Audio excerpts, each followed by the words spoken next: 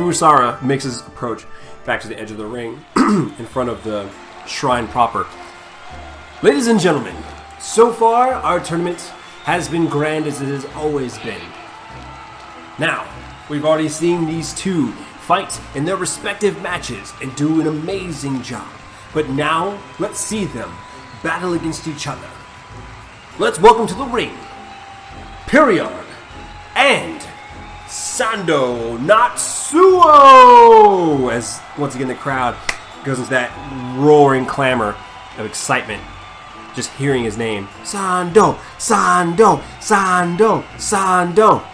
Two titans making their way into the center ring. Face your opponent. Places.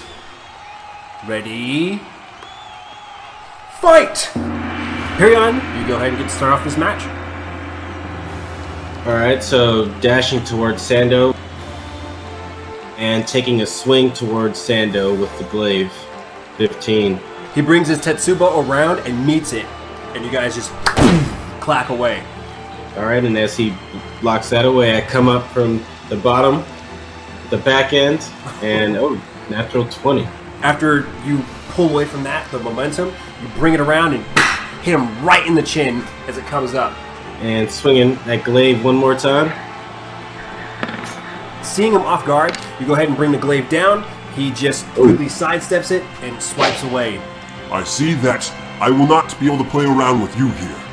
Once again, he readies himself, and you can see that familiar aura begin rippling off of his body. Let's see how you handle this! So it closes the gap. And the second he does that, I take a vicious swing with the glaive. As you go ahead and you go after him, you notice with the aura around him, he moves with an even faster speed. Comes with the Tetsubo underneath, 22 to hit. He's going to come around again, 19. He closes that gap coming up to you. You go to slash at him, moves with incredible speed, comes around, hits against your armor. Even though it doesn't break or crack, you can feel just the pressure, how much force is coming from that. Then when he comes around with the second attack, hitting you right into your back, you take a total of, 21 damage? Alright, so shaking off those two attacks, I step around him, take a swing with the glaive. Once again, bring the glaive around, he meets it with the hilt of the Tetsubo. With the back end. Just steps away from it. And again with the glaive. And bats it away. As it comes back around, the aura is now dissipating, and he's coming back to his normal self. Attempting to circle around you, brings the heavy weapon down at your back. 14 to hit. Swing it again, bring it into your chest. 14 again. Miss. So this time, now that he's moving a bit slower, you're able to kind of keep track of his movements. Deflect one, and you duck the other. Alright, so I'm going to go ahead and take another swing with him with the glaive. Give me something. 23. And swing it up with the back end. 16. And once again with the glaive. 16. Now able to track his movements, you bring the glaive down, slash right across his open chest. But the two other attacks come around, he's got your number as he quickly deflects both of them. 1, 2. And still just circling around. Once again, just kind of keeping on his feet. The movement, swinging for your back with the Tetsubo, that heavy club weapon. Oh my god, 12. The second one coming around is 19. Coming in for, really, 6 bludgeoning damage. Coming around again with the glaive. Oh my god. Meets it with the head of it. Deflects. Coming up with the back end across his head. 19. It does connect. And once again with the glaive. Give me something. Oh my god. After it connects, hits him in the temple. That blade comes around. This time he just adjusts just enough. Blade goes right over. So with these two powerhouses meeting in the center of the ring, just going blow for blow. Coming around, he takes the Tetsubo and pushes into your chest. That's 14. This one, he comes around, comes down to your clavicle, 23 to hit. Connects with your clavicle. You hear a crunch as it hits into your bone. Oh, Sando, you are a lot better than I once imagined. You're not quite bad yourself. So I've been told.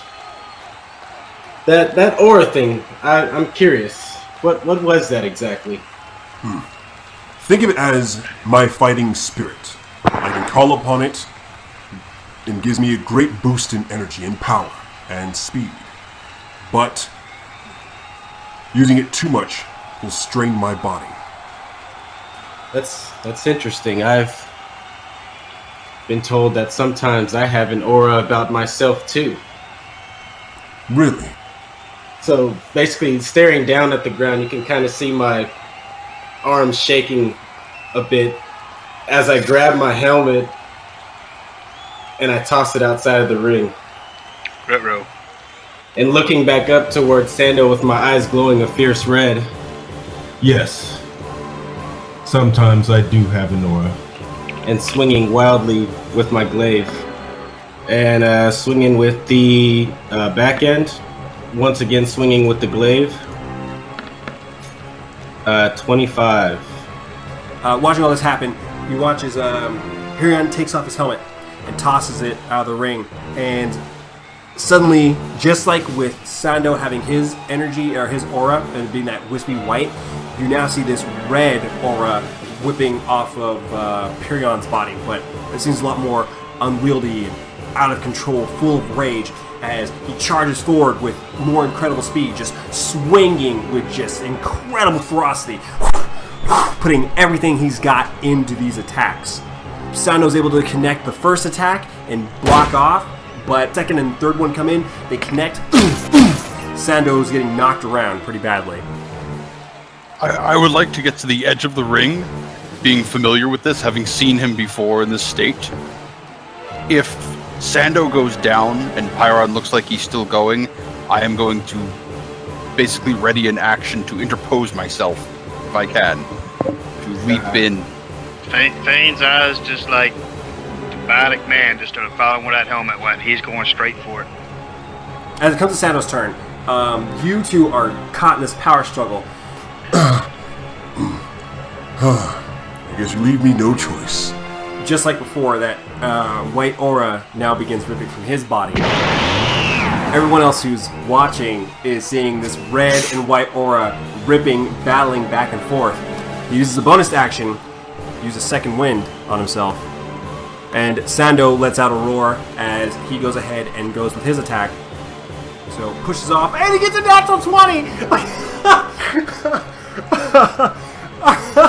So he pushes off and just, and there's a crack as it slams into Pieron's chest. 22 on the second hit. Comes around dealing, hits you for 10, have to 5 damage. Yeah, reckless attack again, and swinging with the glaive. 24. 24. Natural 20, baby! Once again, going to that rage, and the auras are ripping so wildly that it's actually starting to cut up parts of the ring itself. The spectators are kind of having to, shy away from all this craziness. This is something that's unique that they've never seen before. At this intensity, I have to use up another fighting spirit because of you. Normally I wouldn't, but now I have to. 19. He's going to use Action Surge, and he's going to do 2 more attacks. 18. And this one is 20. Sando pushes everything he's got. His eyes are have literally gone white as he goes, The first hit collides, and it's just a boom, ripple of energy. Every time your weapons collide or anything, there's just a pop, pop, pop, pop, as energy and your auras are whipping and flashing. Suddenly you two charge at each other for one last go. When that flash of aura clears, your aura dies out, and you collapse.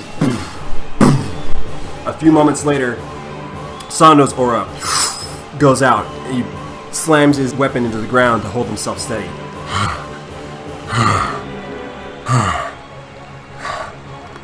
The referee is counting from the distance. 1, 2, 3. The time goes through until it gets to 10. Pieron is out of the match. I grab that helmet and run out and slam it on his head. Seeing the problem pass, Reuben just collapses back into the nearest bench. Oh. At the same time, I'd like to help my buddy up. Fane places the helmet on you and kind of wakes you back up. I stand myself. I slam my glaive down to help myself up. I look at Sando and I nod. You have a great power, but you would do well to try to control that. I can sense much rage, much hate. I would love to battle you once again, but I hope that you quell your anger. Maybe then you'll be even much more powerful. I nod and I walk off with Fane, and I whisper over to him that I failed. You didn't fail. You did great. My mother would be displeased. But your friends are not. Right. Next, we have Gyllian of the Kegbearer clan and the musical Fane the Half-Elf. Please make your way to the center of the ring. I give Fane a respectful bow. I bow to him and say, we drink in celebration later, my friend. My harpoon is sheathed on my back. Let this next match commence! Fane gets to go ahead and start off this round. Fane, it's your go. And my voice a little bit. And I begin to sing a small I song. block it out. It's not quite in tune, and it's a terrible song about the end of beer in a dry keg. Dissident Whispers. Okay, Gyllian, you gotta make a saving throw. DC 15 wisdom, yes.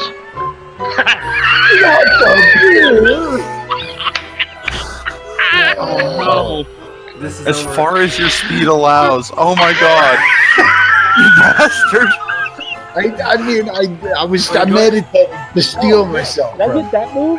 Everyone's excited to see you two get into the ring, and suddenly Fane begins singing a tune about having no ale, an empty keg, and somehow the words seep deep into your brain, and you just go into an all-out panic. Where's the ale? There's no rum! There's no rum! And you just turn tail and run out the ring.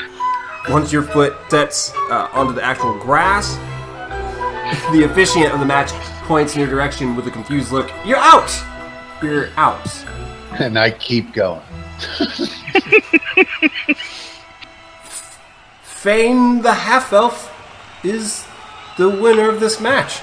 Reuben, after seeing this, after this all-out match between you and Gyllian, you have a newfound fear/respect for Fane. Come on, brother. Saki's on me tonight. There's beer. Come on. But there's no ale. How could there be no ale? I was making it. My whole clan is making it. How could there be no ale? All right, ladies and gentlemen, we'll take a 10-minute break, and then we're going to go into our final match of this year's tournament. And we will soon have a victor. At this time, what are you guys doing? I'm gonna sit down and have some of them grapes and nuts that I brought from the inn. So Sando kind of makes his way over to kind of far off, and you see him kind of like in a deep meditation, having his hands clasped and having his own moment to himself.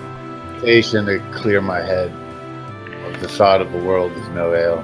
After a little while, you calm down, and you're not sure what came over you, but it's just that the fear was intense. I'd sit down by my brother and give him some of the grapes. It was just a bad song, dude. It'll pass. I'll buy you ale tonight. The time passes, and the crowd's once again back to their excited selves.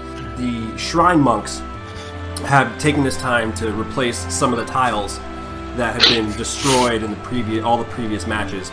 You're now looking at a mostly smooth platform again. Ladies and gentlemen, it has been a fine day. Now the sun is high in the sky as it crests to noon. Who would have thought?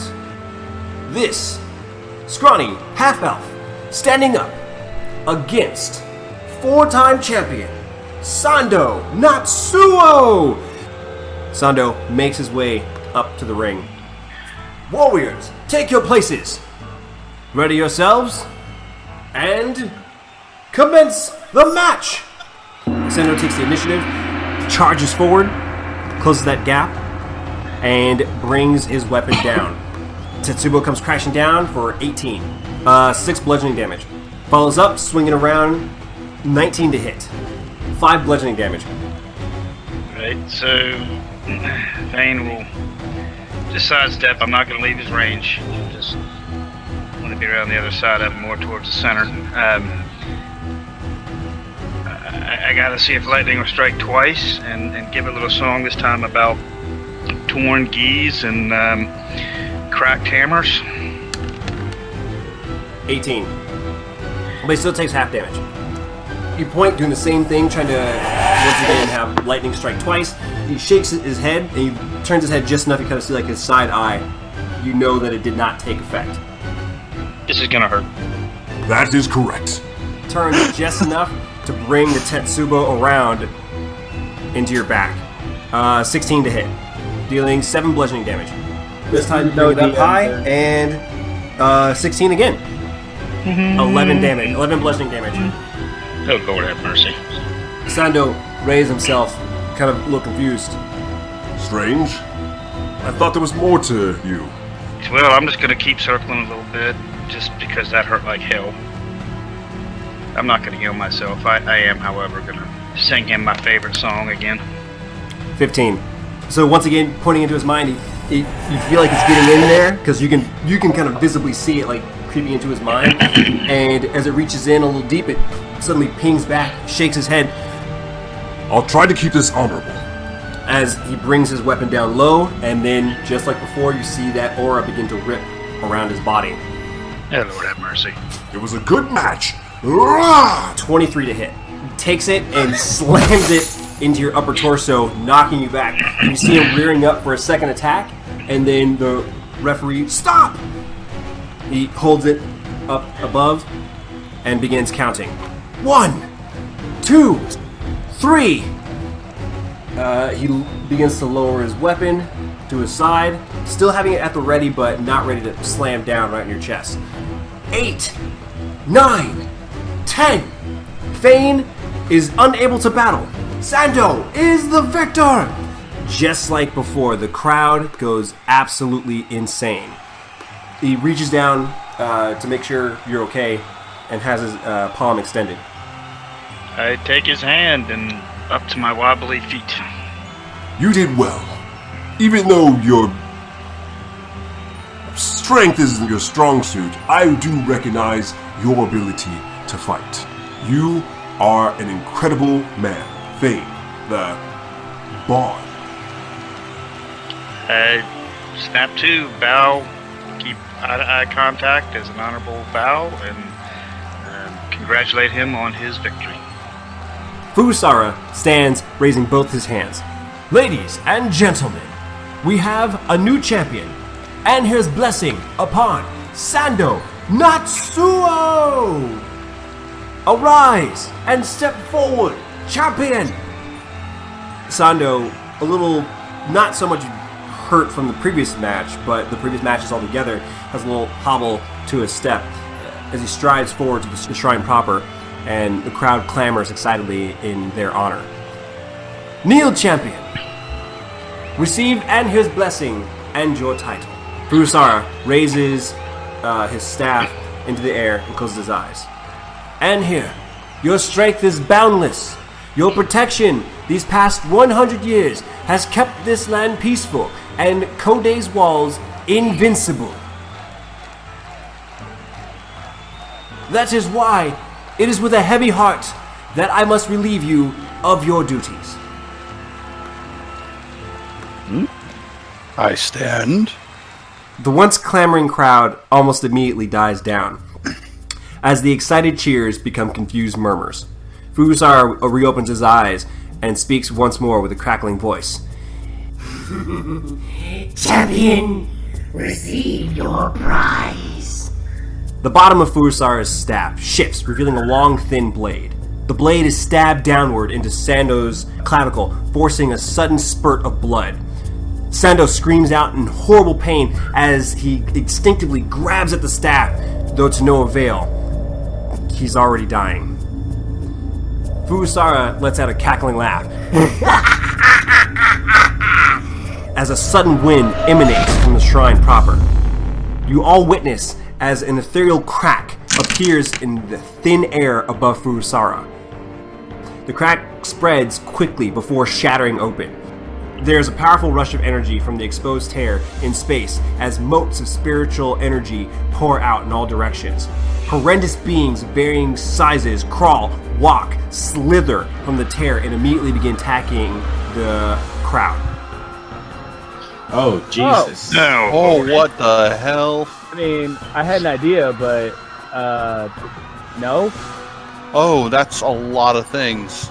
Nearby castle guards jump into action, but they're quickly swarmed and defeated. One of them shouts out, "There's too many of them!"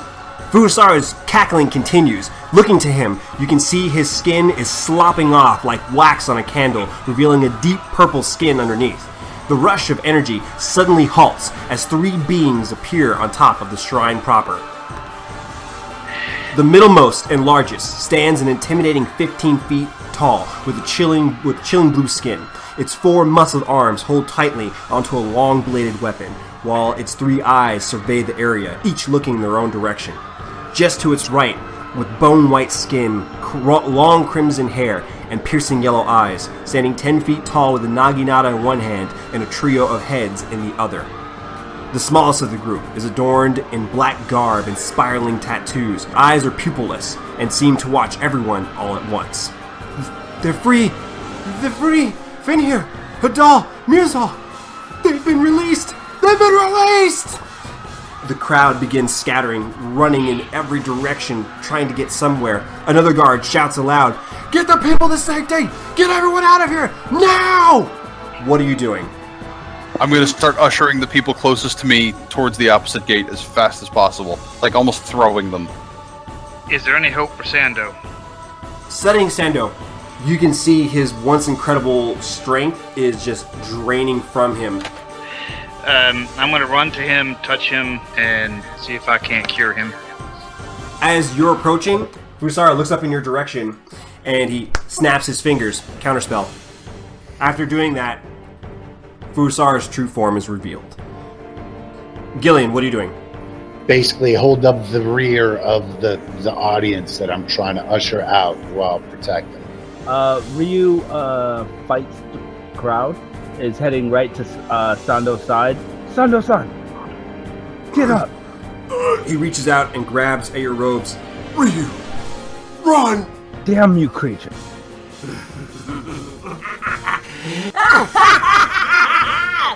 Ryu starts to gather his hands together as he goes to cast Scorching Ray. You go ahead, you point your fingers out, and suddenly from each finger, these four beams streak out, striking one of the skeletons. It goes right through their skull, it cracks and bursts into dust, strikes into another one and dispels one of the motes. Another one disappears into the portal. You hear a shriek from beyond. Another one clips into one of the large ogre-like creatures, flinches a bit, begins trudging forward even more. I'm going to use one of my sorcerer points, use meta magic for quickening. I'm going to use suggestion. Who are you going to use suggestion on? One of the large ogres. What are you telling it? I'm telling it to kill your allies. It nods in agreement, lifts up the large club, catches one of the skeletons off guard, just crushes them immediately, and then sweeps around. Other ones are starting to fight against it, essentially kind of drawing some of the herd's attention. He looks over at Fane. We have to get Sando out of here. I'm with you. He wants to try help Sando up and start moving him back. The two of you go ahead and get a hold of Sando, and you're ushering him out together. And I'm screaming, Reuben, Harris would love this. Yep, mental shout to Harris to make it here double speed. Alright, so I'm going to basically come up and hold the fort here so that basically nobody else can get through. We need to make a stand here. I don't know that we have a hell of a lot of choice. Those are 3 archdemons. Get people out alive is our only course of action right now. I'll come stand next to Pieron at this point. Guys, not real confident there's a way to stop this. The individual you know as Fusara looks up in each of your directions. The gentle warriors here to try to save the day. I will kill you first. As he points a finger in your direction, Pieron, the largest of the 3 demons leaps and lands literally right in front. I fear nothing and take a swing at him. The weapon goes and it strikes against his skin. It's as hard as steel. He's going to go ahead and react to you as he's going to swipe with his Nodachi. This is actually going to hit everyone who's directly in front of him. Pieron, Ruben, and the monk. 21. Each of you take 12 slashing damage. So the monk who's right up there panicking, it slices right through him. You watch his body just clean cut through. Strikes against Pieron and strikes against Ruben. He's actually going to make another attack as he shifts and brings it back around the other direction. 18. 12 again. As this time it comes around, starting from Ruben, slashing right by you, cutting across your chest, and then cutting into Pieron. I'm done. Not a fight we can win.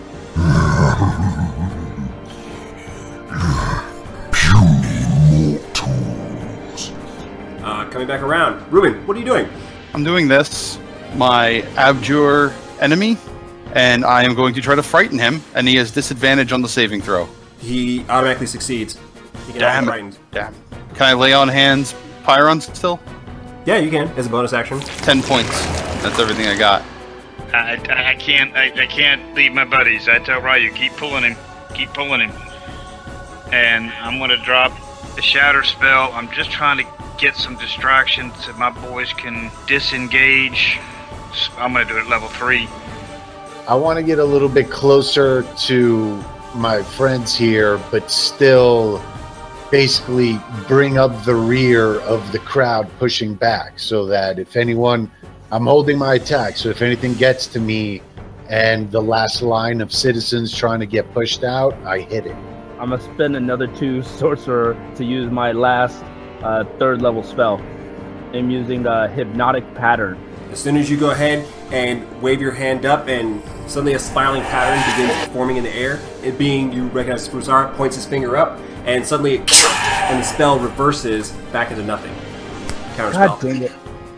I'm going to take a couple steps back. I just basically line up with Sando and them. Okay, so you disengage from the large demon Fane and begin backing away. At this time, your attention is called as up on the wall, a few of the castle guard climb up and all have arrows. Ready, men, fire at the blue one! About 15 of them line up, all pull back on their arrows. And fire! A volley of arrows come in Fane's direction. He quickly shifts, not even looking in their direction. Just swings the blade, cutting through most of the arrows, but a few still land over.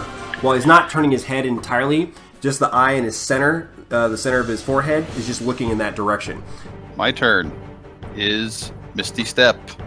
You see my... Disappear into a form of mist, and you back away 30 feet. Is that a dress? Yeah. All right. So I'll pick her up and use a chi point for Step of the Wind so I can disengage, or rather dash. So the guards are doing the best they can to hold back the line, but they're fighting against a wave of individuals that they don't have enough manpower for, at least in this point. You guys quickly falter back, disappearing through the gates, looking over your shoulder, just seeing more and more individuals pour out of this literal well of souls. As you guys make your way out, you guys find yourselves back onto the main street. You guys find yourselves back onto the main street as civilians are trying to make their way down as quickly as possible, and you can see a few motes of that spirit energy. They land and coalesce into these skeletal forms and begin taking pot shots at people, firing their arrows and everything down. With the chaos all around you, even just escaping that incident, you find yourselves barreling into another one. And this is where we're going to go ahead and close off tonight's session.